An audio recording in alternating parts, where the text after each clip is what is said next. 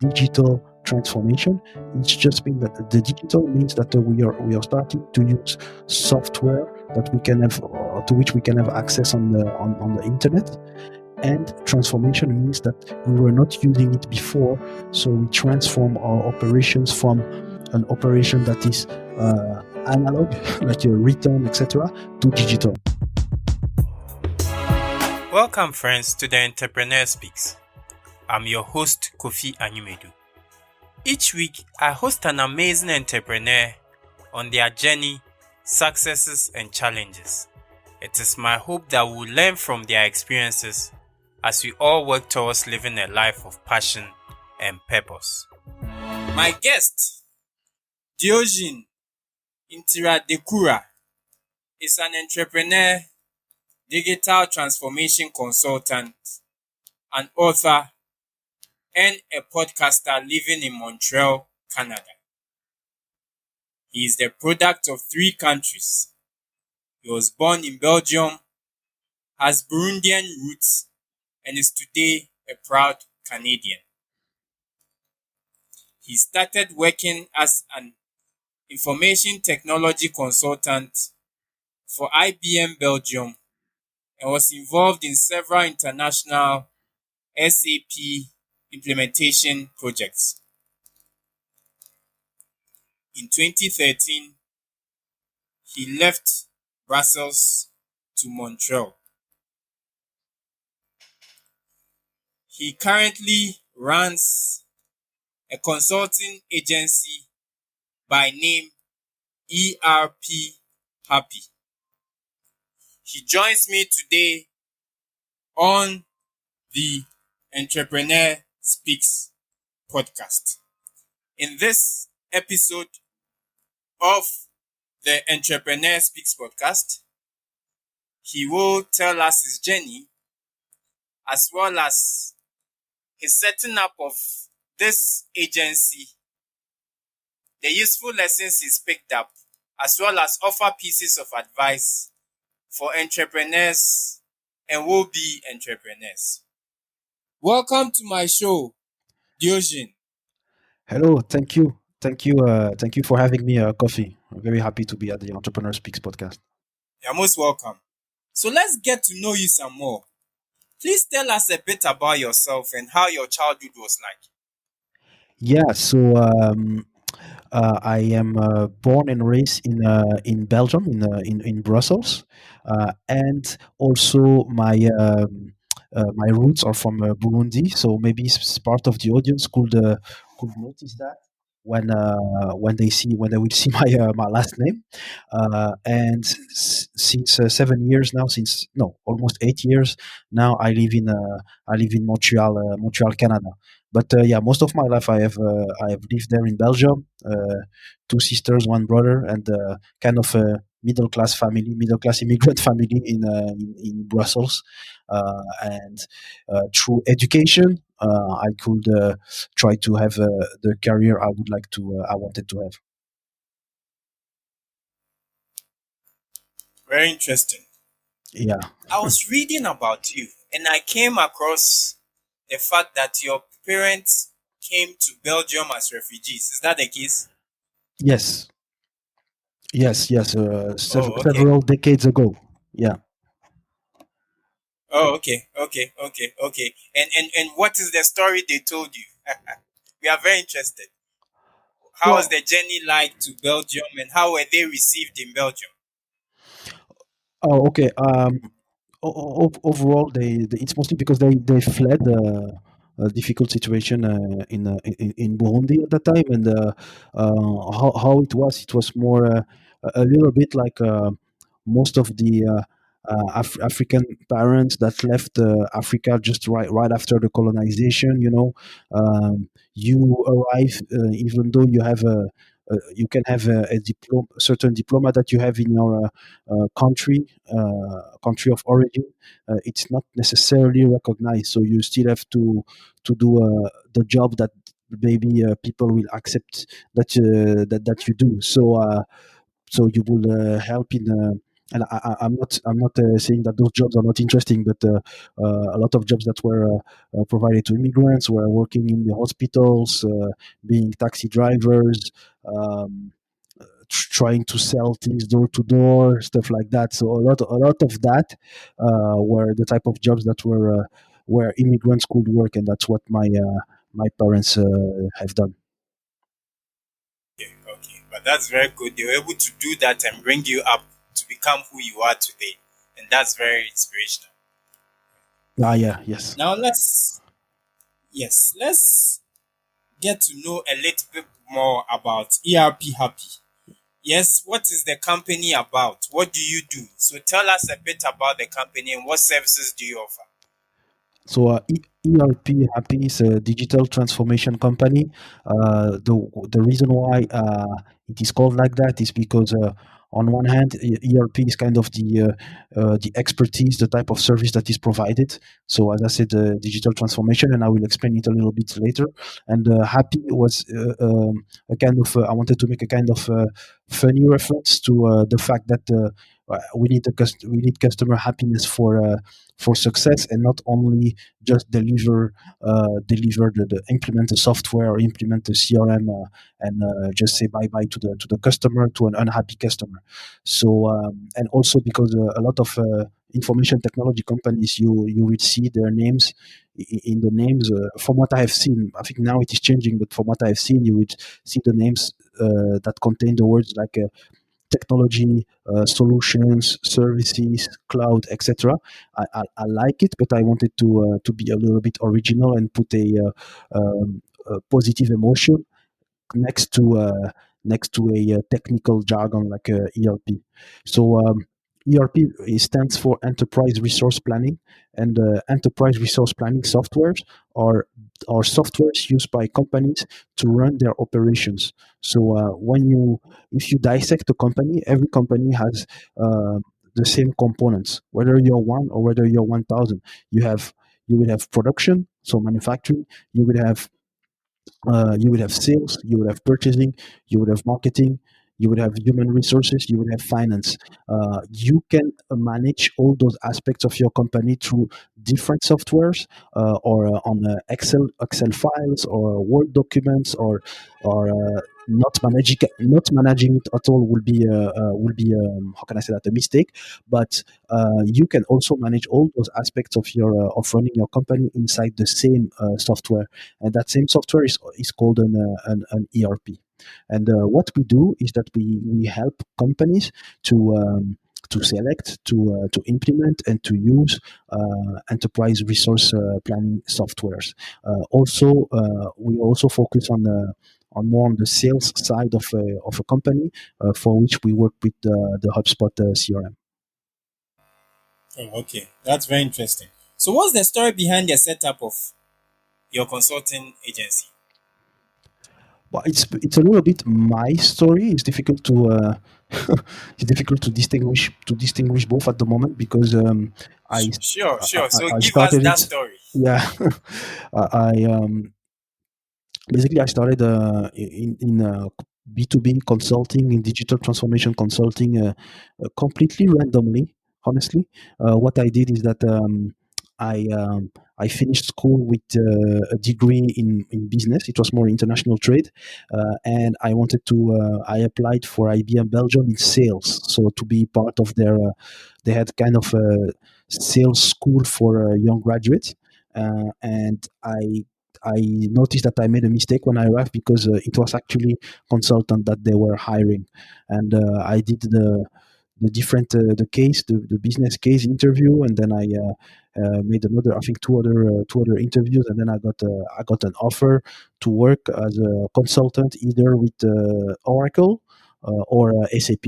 So if there are some people familiar, some people working in big companies, or working in IT, they will be familiar with what I've said. But that's like at that time it was the two biggest softwares, and I chose SAP, mostly because I saw SAP in more job advertising than Oracle. So that was completely random.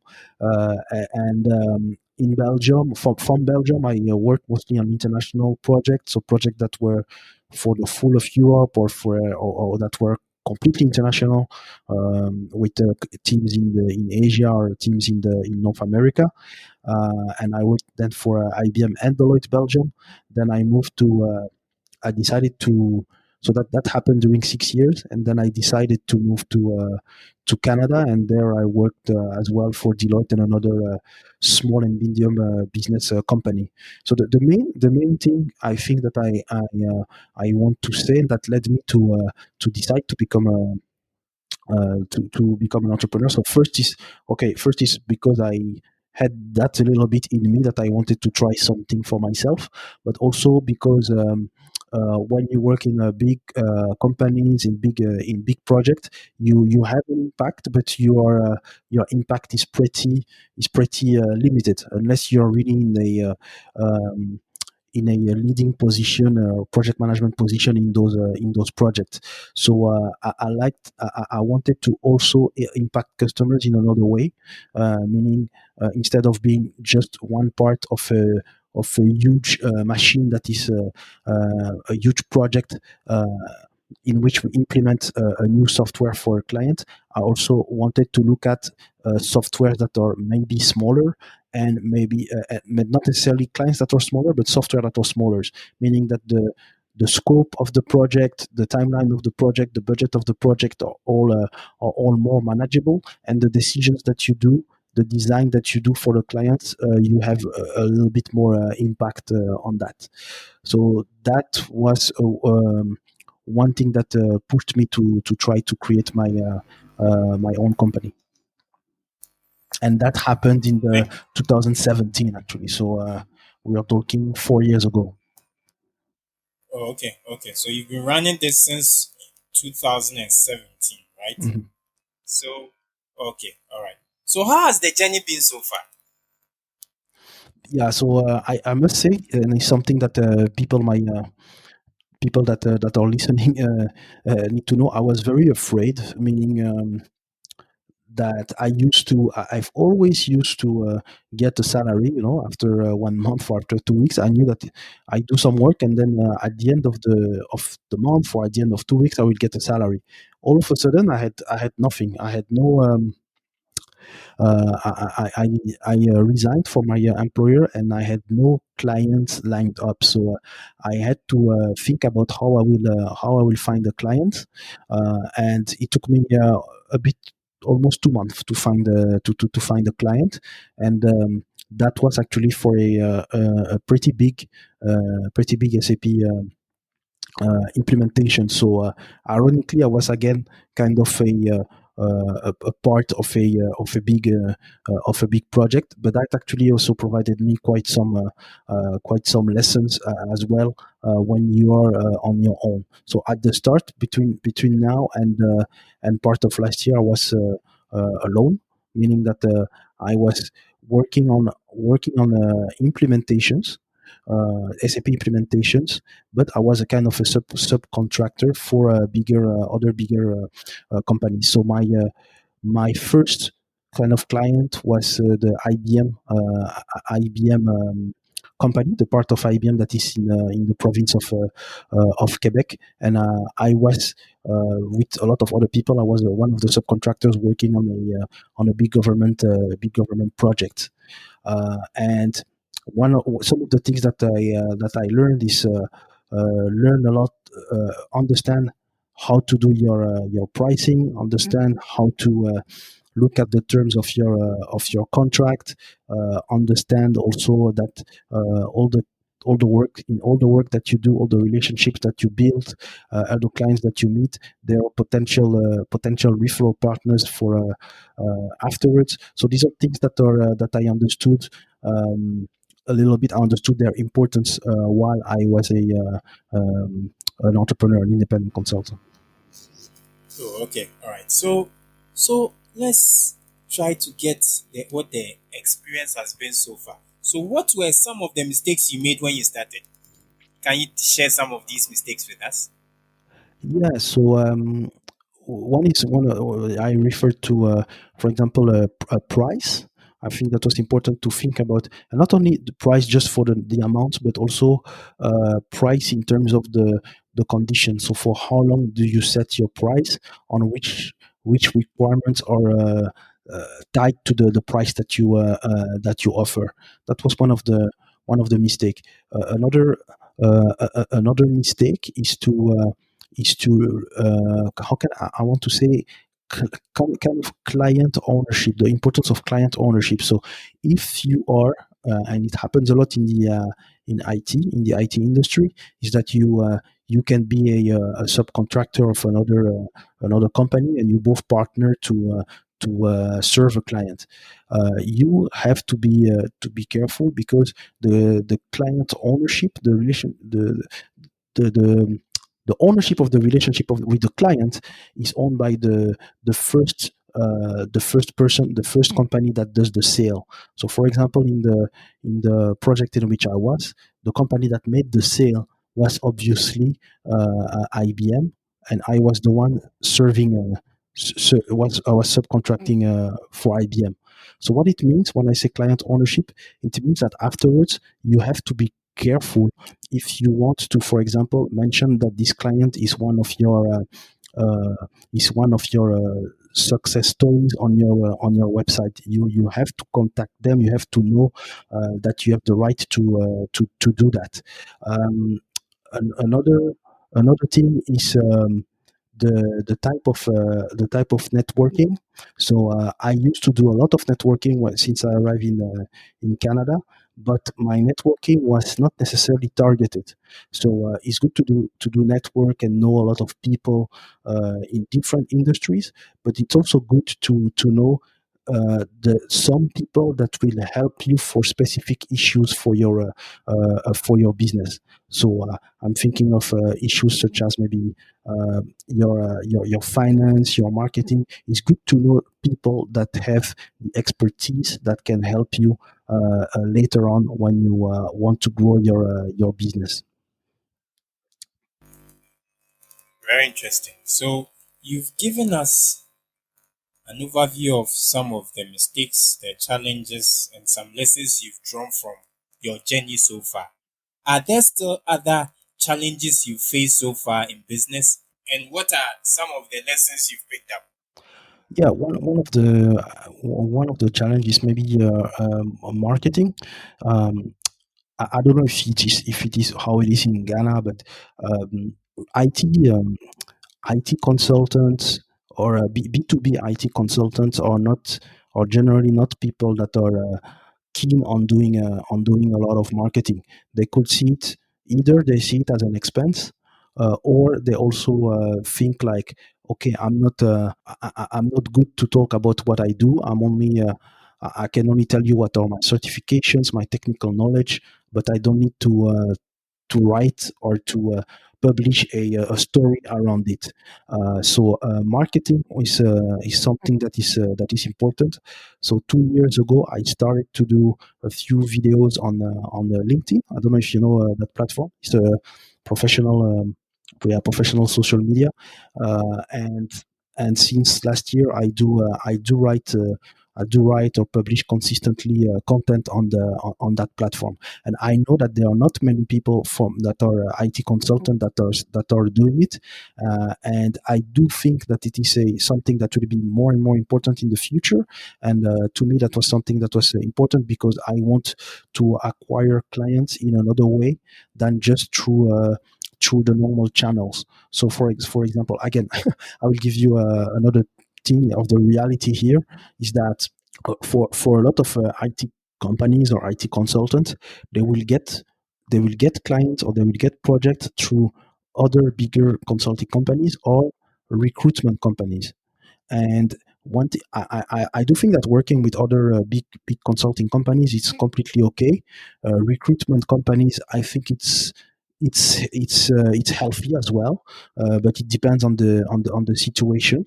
But I think it's also important to have clients through your own channels. That's where marketing is very important, because nobody will magically go to your website to see to see your services. You have to get yourself known.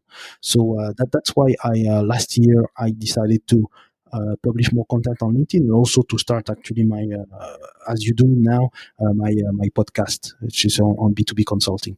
Uh, yeah, Yeah, so the whole world is now confronted with this COVID-19 pandemic. And just as it's affecting us as individuals, it's also affecting businesses on several fronts. And what has indeed been the effect, if any, of the COVID-19 pandemic on your operations? I I want to say it has a positive effect, but it depends. It has personally, it has had a positive effect, but on the industry, it depends. So some projects, if you had some project that required international project that require people to work in different time zones, different countries, and everybody is interdependent, it is very difficult to do it because the lockdown rules can change from countries to country. So it's very difficult for the project to progress. So I know that some projects have either completely been cancelled or have been postponed. So that was one negative effect that it has on the industry. On the other hand, if I only take my vision is that before the pandemic, in my opinion, most of the work that we do can be done remotely. It doesn't have to be done remotely, but it can. And I think it has, for some people or some maybe project managers that are more used to the old way of working, in which they have to see you to be sure that you are working. I think it may have opened their eyes on the fact that actually a complex project, can continue, can progress even if the team is distributed around the world or around your city, and people are working from home. But that for me, I wanted, actually, I was thinking that this should be the next shift, and then that shift has accelerated with the pandemic. And indeed, since March of last year, I am working from home, and there is no shortage of productivity and no shortage of work at the moment. So actually, the pandemic was good, I want to say. But the pandemic is not a good thing, but it has been good for the way I could deliver my services. Okay, all right. Thank you so much for sharing that. Yeah, you're Now, welcome. having operated in the consultancy space for some time, what would indeed be your what are some of the things that one should consider when creating a consulting agency? Can you share some guidance, some advice with us? Yeah, so first, a little bit like for any business, is identify properly who you want to serve, and which problem you want to solve. Usually, those two things come together, and then identify if internally you have the expertise to deliver it, to solve the problem completely by yourself or by people within your own company, or do you need to partner with other company. And then if you need to partner with other companies, uh, will you do it as a subcontractor or a partner that is kind of a 50-50 partner in which you are at the same level? Um, Secondly, you have to look at the possible numbers that you can make. So how much does it cost you to hire people and run the business? But then how much can you charge your clients? And in terms of charging, so the other part is, think about your business model. So that's something we did not speak so far, but the business model is very important. So I think I've spoken a lot about the business model in which you have a client that is delivering the work, just um, doing the business analysis, configuring and doing the configuration of the system, testing the system, etc. for the client. That's really pure consulting, pure delivery. That's one. That's one type of business model. Or you can also, as a consultant, you can also say, okay, I have a specific expertise and I can create a kind of program that lasts for 6 weeks, 8 weeks, 3 months, 12 months, and I get my clients to follow that program. And then your price is pretty much it's a pretty much set price that you have. Whereas in the consulting delivery part is usually a more price that is made by the hour. Then the another another model would be a model that is very close to how a SaaS company will work. Is that you you do implement the solution, or you don't even implement the software, but after the implementation, you have a kind of a support contract retainer through which your clients will pay you a fixed fee, usually monthly, for the services that you provide, for all the support that you provide. Um, and then I'm thinking. So I've mentioned three business model in terms of pricing, but then another one that will be pay for a bit like the hourly model, but it's more like I provide you with my program, I provide you with my retainer, but if you need additional access to me, I will also charge another level of price. And I've mentioned like four different business models. What I recommend is to have a kind of mixture of at least two of those four business models. Oh, okay. Thank you so much. So tell me, what advice would you give yourself if you had to do this all over again? Oh my God. uh, I would say, if I have to give, I would say don't be afraid, because the world of information technology progress way faster than any degree that you will have at school. So you can become an expert in new technologies pretty quickly, because new technologies come up and down very fast. So I would say yes, don't be afraid, because the world of technology is always moving. Second, you can choose your clients. You don't have to be a victim of the client you're working with, or a victim of the project you're working in. That is also something possible, and something that is completely due can be related to the pandemic. All the work that you do can also be done from remotely. It doesn't have to be from home, but I want to say like it can be done remotely. And maybe another one as well is a lot of people are going through what you're going through right now. Because Yeah. sometimes when we have difficult time, we think that we are all alone, but actually a lot of people are living the same thing. Yes, we are all in the same boat. Exactly. You've talked, you've mentioned a number of technical terms, and I just want us to break it down for us all to understand. Yes. So I would quickly like us to take them one by one, and then you break it down for a lay person to appreciate these things. You've mentioned digital transformation, for example. What is digital transformation?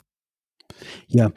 So it is something that a lot of companies have lived right now during the pandemic. So when we talk about transformation in general, is literally you were in a certain state, and then you're in another another state. So what it says, digital transformation, it means you take the operations of a business, and again, I want to say whatever you do with your human resources, so hiring, firing people, managing the presence of your employees, uh, the pay of your employees, etc. Your marketing, so if you do your product launch, marketing campaign, etc. Your sales, when you want to make sure that you get in touch with your list of clients. You track the sales that you have done on a certain product in a certain time. You could do all that on a, I want to say like an Excel file. Is totally possible. Or you can use digital product. Basically, what I mean by that, softwares. And when we talk about digital transformation. It's just mean that the digital means that we are starting to use software that we can have to which we can have access on the internet. And transformation means that we were not using it before, so we transform our operations from an operation that is analog, like a return, etc., to digital. Oh, okay, okay, okay. Now I understand it. So why is it important for businesses, especially small and medium enterprises, to consider going that way? Because so first it helps you to work at a certain pace and to have teams that can be distributed, so you can find people that are qualified to work almost anywhere in the world. But also, even if you don't want to do it, you might quickly find other companies that are doing the same thing as you, that will be doing it, and they will run their operations much faster, and they will run the operation much more in a much more efficient way. Also, one of the requirements as well that can happen with digital transformation is that it can also be partially part of a legal requirement. So let me explain. So it can happen more with companies in certain industries like pharmaceuticals, or some type of manufacturing companies, or some banks. They they have to show that they have a strict quality process.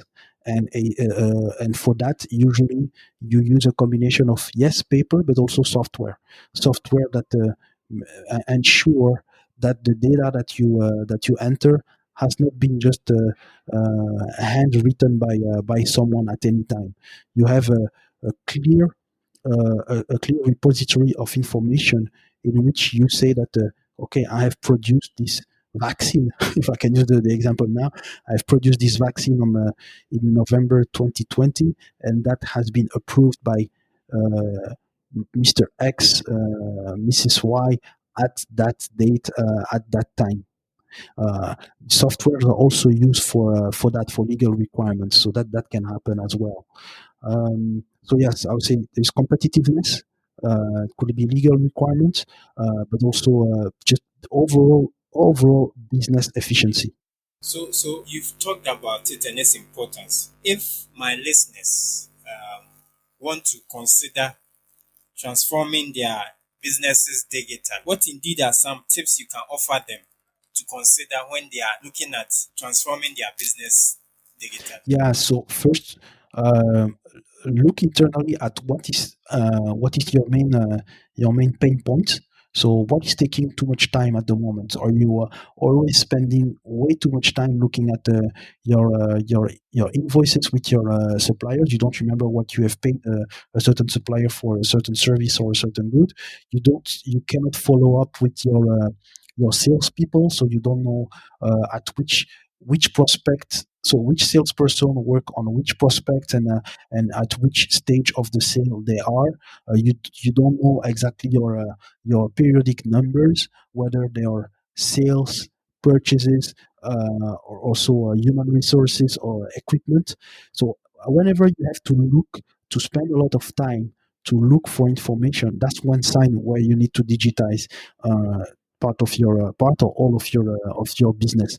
Another sign is when employees when its employees provide you with blur information, and you're like, okay, you tell me that you work, but I cannot really see what you mean by that. And if there is a way to digitize part of what your team is doing, that will help you to have proper metrics for advancement, so proper key performance indicators.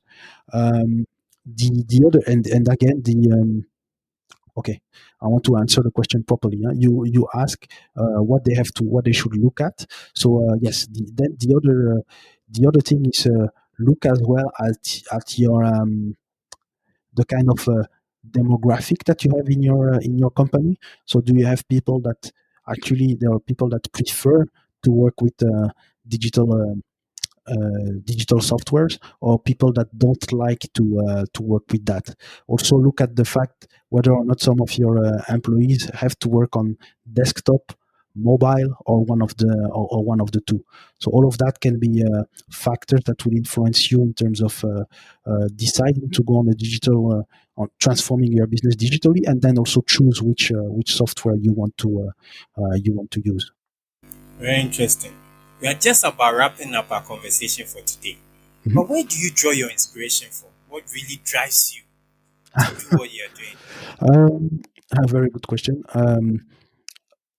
Two things. So one is the fact that I was and I am actually an immigrant. So now I'm an immigrant in Canada, but my parents fled the country, and I grew up in Belgium, and they gave me a chance. They gave me a chance to build a certain life, and I am very grateful. I am every day grateful for that. So I want to maximize it as much as possible. That's the one thing. The second thing is I really want to try to reach my full potential as a professional, as a person, and try to inspire as much people as I can from my community. So I am aware that it's a long journey, but I will be relentless about it. Thank you so much for those words. We just about wrapping up, like I mentioned. So I'll just ask one last question and then we can sign off. Okay. What would be your advice or last words for my listeners? So it is the entrepreneur speak. So usually you are either would be entrepreneur or already entrepreneur. So it's think about the type of a bit what I said in my last answer. Who you really want to be in your life, what you want to achieve in your life, and when you have defined it, when you have decided on it, then you can make all your entrepreneurial choices properly. Because then you make all your business choices according to who the person that you want to become. And I think that this is hugely important. And in any business that you will be doing, there will be some part of digital. That is for sure. That is for sure today in the 21st century. Yes, that's true. That's true. So you should learn to go digital because you cannot operate without it. Yeah, Thank you so much. you Thank you so much, Diogène, yeah, you're welcome. for Coffee. sharing your. Yes, You're yes. welcome. Thank you so much for sharing your journey with us. Yeah, And I wish you the very best. thank you, I thank you. wish you the very best. Thank you. I just wanted to say also, if people want to get in touch with me, they can get in Sure, touch sure, on sure. Go ahead. Go ahead. yeah, Yes. they can get in touch on my LinkedIn profile. So maybe you will see the name on the episode. So Diogène Ntirandekura, or also a bit like you, Coffee. I have so the podcast consulting. It's called Consulting Lifestyle. It's about B2B consulting, basically. Okay. All right. So, listeners, you can follow him, yes, on LinkedIn, as well as also check out his podcast and follow him. Especially if you want to build a career in consulting, it'll be good to listen to his episodes and his interviews and his wealth of knowledge as he shares it in his podcast. Yeah, thank you. This has been, yes, thank you so much. This has been another exciting episode of the Entrepreneur Speaks podcast. Watch you. out for our next episode. I remain your host, Kofi Animedu. Stay safe and let's continue to keep hope alive. Cheers. Cheers. Bye.